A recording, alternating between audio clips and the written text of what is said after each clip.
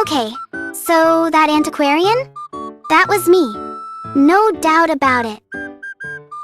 Like, you ever see someone play so perfectly bad that getting caught was basically a speedrun?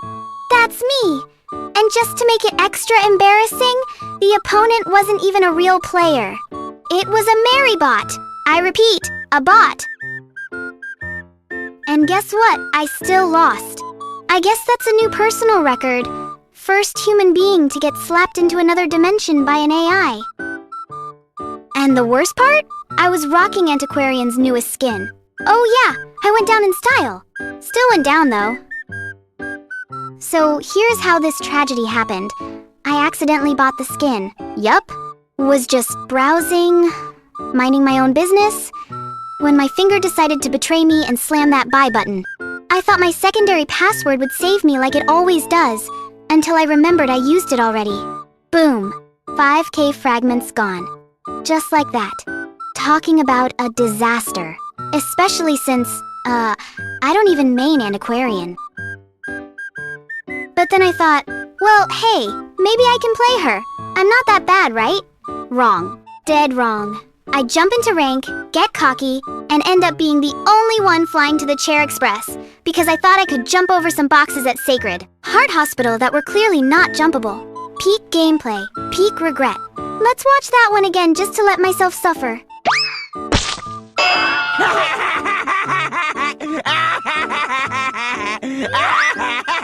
You fucking bitch, why you bullying me?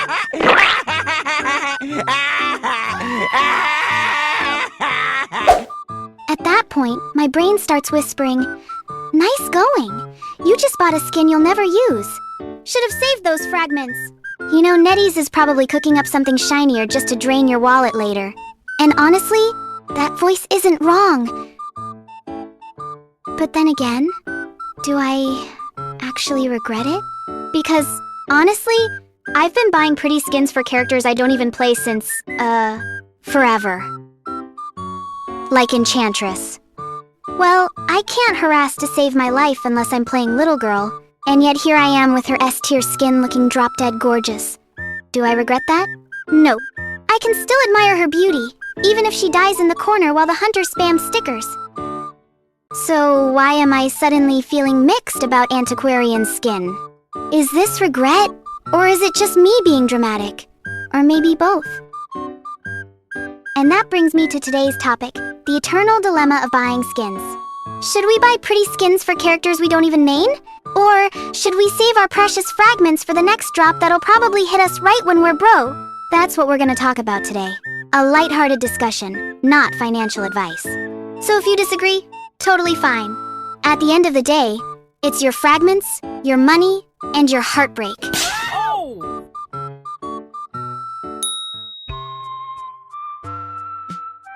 Have you ever wondered why Identity 5 skins are so ridiculously tempting? Like, just open the official YouTube channel, or any fan channel that posts the trailers, and you'll see people collectively losing their minds over pixelated outfits. Honestly, I can't even blame them. The number one reason? These skins are drop-dead gorgeous. Let's be real, the default skins look fine, but compared to the glow-ups, it's like night and day. Or more accurately, it's like me when I roll out of bed, versus me when I somehow manage to look half-decent for a date. Wait, I have a date? Since when? Anyway, moving on. The beauty isn't the only hook, by the way. The real trap is that most of these skins are limited. You either grab them now, or kiss them goodbye forever. And nothing triggers panic buying faster than the words limited edition. The only exception that still cracks me up is the Junji Ito crossover, which somehow returned from the vault like a horror movie sequel no one expected. So yeah, players will go full gremlin mode to snatch their favorites. Sometimes they don't even like the skin that much, but because it's limited, suddenly it becomes a must-have. Why? Because flexing is a valid survival strategy, darling. There's also the emotional attachment factor. If someone really loves Emily, for example, they'll grab every single skin she has, even if half of them look like rejected prom dresses. Doesn't matter. If it's Emily, it's going in the collection. Loki, being a completionist is a dangerous thing.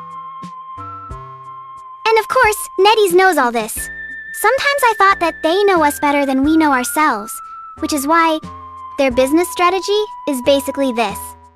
Step 1. Drop a gorgeous skin. Step 2. Wait for our fragments to run out. Step 3. Drop another even prettier skin 2 days later. Step 4. Watch wallets cry. Sure, some skins are obtainable with fragments, but once you're broke, the only other option is echoes, which is just a polite way of saying real money, please. And the timing? Suspiciously perfect. It's like Netties has a sensor that detects the exact second your wallet is at its weakest. Honestly, don't you ever feel like the prettiest skins drop too often, just to lure us into spending? Personally, I'm safe. Proud, free to play here. So my real money is staying right where it belongs. In my pocket. But I won't lie. Sometimes even I feel the temptation gnawing at me. At the end of the day, you can call it a passion, or you can call it a cash grab. Either way, it works. One of the first feelings that always creeps in after buying a skin for a character you don't even play is regret. Yep, the classic "why did I do this to myself" moment. Take me and the Antiquarian's newest skin, for example. The second I bought it, my brain went, wait, why? You don't even play Antiquarian! Fair point, actually. The only time I touched her was in a duel against Wu Chang, and let's just say it didn't end well. But then I thought, maybe it wasn't such a disaster. I mean, I can still use her for fun matches, right? Sure, I might turn into the team clown, but at least I'm a fashionable clown. Watching her sprint around in that skin is oddly satisfying, even if I'm running straight into the hunter's arms half the time. So, maybe not full-on regret. Maybe more like regret with style. Being honest, sometimes I feel like I buy skins more as collectibles than actual gameplay items. I don't main Antiquarian, Enchantress, or Barmaid, but guess what? They're all sitting pretty in my collection with shiny outfits I barely use. Not that I'm a collector or anything.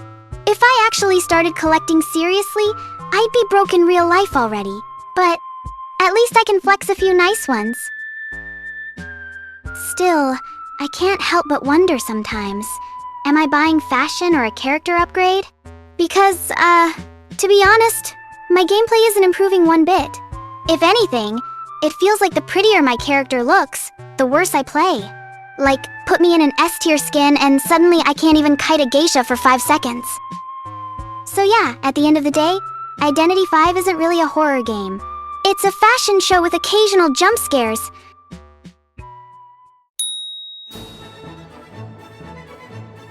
Now that we've talked about how skins always drop right when our wallets are gasping for air, and the regret that follows after buying them, let's move on to the real dilemma.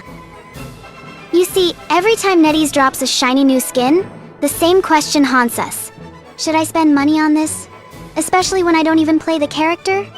And to that, let me share how I personally wrestle with this cursed decision-making process. First of all, your money is your money. It doesn't belong to me. It doesn't belong to anyone else, and it definitely doesn't belong to that one random entomologist who decided to throw the match by chasing bees, instead of decoding. Nope, it's yours. So you get to decide whether it goes into skins, snacks, or savings. Now, if you're rolling in cash, maybe this dilemma isn't even a problem. Buy all the skins, live your best digital life. But for people like me, whose diet is basically 80% instant noodles and eggs, priorities matter. If buying a skin means I have to fast for 3 days, then sorry, skins. You're not worth me hallucinating skins out of hunger. Okay, so let's say you do have enough fragments or spare money saved up. The problem shifts. You think, this skin is gorgeous, but do I even play this character? What if a prettier skin comes out next week? What if my main gets a drop and I've already wasted everything here? And meanwhile, the skin in front of you keeps winking like, hey there, you know you want me. Temptation is real. So what do? I pick whichever choice makes me regret less. Because here's the ugly truth. No matter what you choose, regret will find you eventually. It's just a matter of scale. And so, this is my trick. Imagine the skin disappears forever in an hour. Will I regret missing it more than I regret buying it? If yes, then I grab it. If no, I move on. Sometimes I even push it further and think, if I disappeared from the world tomorrow, would I be happier with the skin or with an actual meal? Dark, I know, but effective. And honestly, this logic works outside of Identity 5 too. Whether it's money, career, or other choices, I just ask, which path leaves me with less regret? Simple. That's why, even though I accidentally bought Antiquarian skin, I don't lose sleep over it. Sure, it was fragments down the drain, but it also gave me a little push to actually play her once in a while. Most of the time, I still stick to my mains. The little girl, doctor, and occasionally the pharaoh lady. But it's fun seeing my side characters decked out too. Sometimes I wonder if skins motivate players to learn new characters. In my case, not really. I'm still a potato with Antiquarian and Enchantress, but hey, at least they look fabulous while I fail. Also, back then when Toy Merchant's skin dropped, gorgeous, yes. Did I buy it? Nope. Because I was saving up in case little girl got a new skin. And then when she finally did, well, it wasn't cute enough for me, so I skipped anyway. Classic gamble. Anyway, my point is, whether you buy or skip, just pick whichever option makes you regret less. Skins are always a gamble between saving and instant gratification, and sometimes the house wins. But as long as you're okay with the regret that follows, you've already made the right choice.